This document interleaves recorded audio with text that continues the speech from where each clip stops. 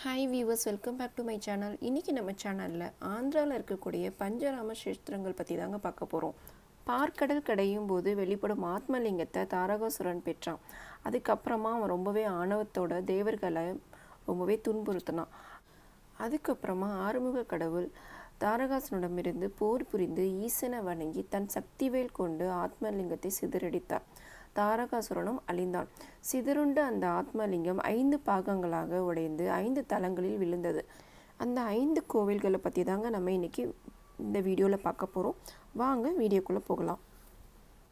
First நம்ம பார்க்க போகிற கோவில் அமராவதியில் கிருஷ்ணா நதிக்கரையில் இருக்கக்கூடிய ஸ்ரீ அமரலிங்கேஸ்வரர் சுவாமி கோவில் பற்றி தாங்க பார்க்க போகிறோம்.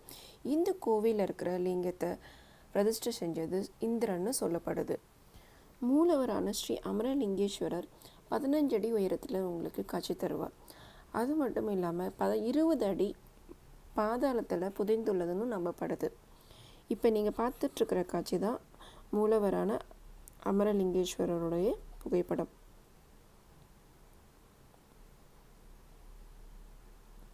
இந்த கோவிலில் அம்பாளுடைய திருநாமம் ஸ்ரீ பாலசாமுண்டீஸ்வரி. அது மட்டும் இல்லாமல் இந்த கோவிலில் உங்களுக்கு வேணுகோபால சுவாமி சன்னதியும் இருக்குங்க.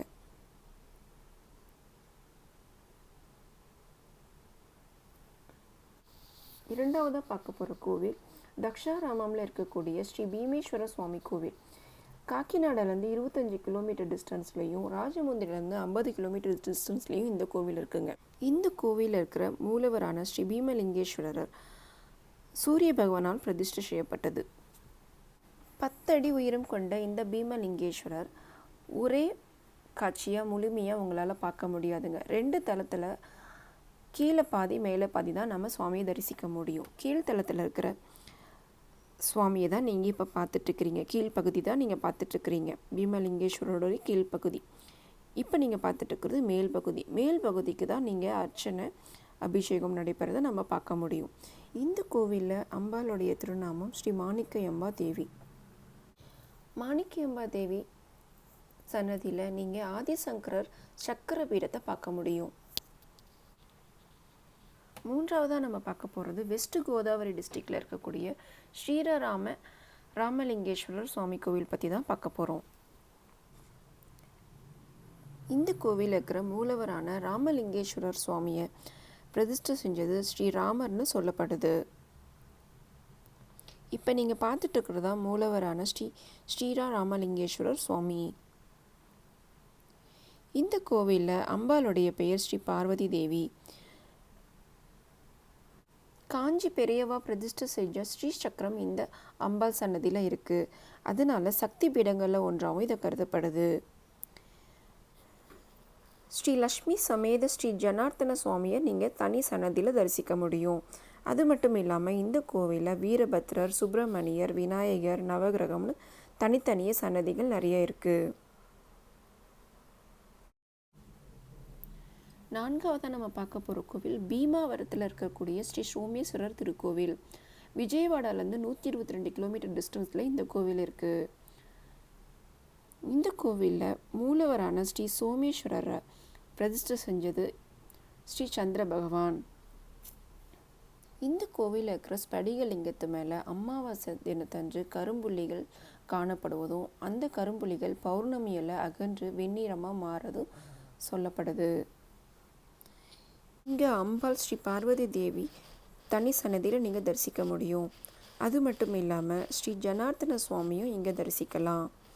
கோவிலோட பிற பிரகாரங்களில் ஸ்ரீ ராஜராஜேஸ்வரி சுவாமி, ஸ்ரீ அன்னபூர்ணி சன்னதி, ஸ்ரீ ஹனுமன் சன்னதி, ஸ்ரீ சுப்பிரமணிய சன்னதி, நவகிரகம் என்று நிறைய சுவாமி சன்னதிகளை நீங்கள் தரிசிக்க முடியும்.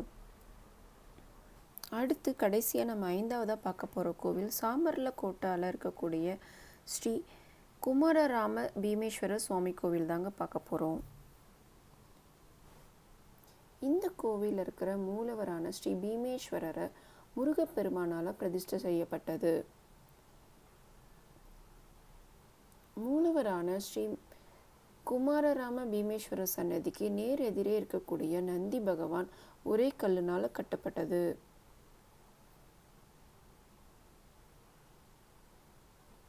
முருகப்பெருமானால் பிரதிஷ்டை செய்யப்பட்ட மூலவர் என்பதனாலேயே இந்த கோவிலுக்கு ஸ்ரீ குமாரராம பீமேஸ்வரர் திருக்கோவில்னு பெயர். இந்த கோவிலில் அம்பாளுடைய திருநாமம் ஸ்ரீ பால திரிபுர சுந்தரி. இந்த கோவில் ஒரு கோட்டை வடிவத்தில் காணப்படும். இந்த கோவிலில் நீங்கள் ஸ்ரீ சூரிய பகவான், ஸ்ரீ சப்த மாதா, ஸ்ரீ தத்ராத்ரேயர், ஸ்ரீ சரஸ்வதி, ஸ்ரீ ராமலிங்கேஸ்வரர், ஸ்ரீ மகிஷாசுரமர்த்தினி, ஸ்ரீ மகாவிஷ்ணு, ஸ்ரீ வீரபத்ரர்னு தனித்தனியே சன்னதிகளில் சுவாமி தரிசனம் பண்ண முடியும். ஆந்திராவில் இருக்கக்கூடிய இந்த பஞ்சாராம திருக்கோவில்களை ஒரே நாளில் தரிசனம் செய்கிறது ரொம்பவே விசேஷம். இது போன்ற கோவில்கள் பற்றின வீடியோ பார்க்க நீங்கள் என்னோடய சேனலை சப்ஸ்கிரைப் பண்ணுங்கள். நன்றி, வணக்கம்.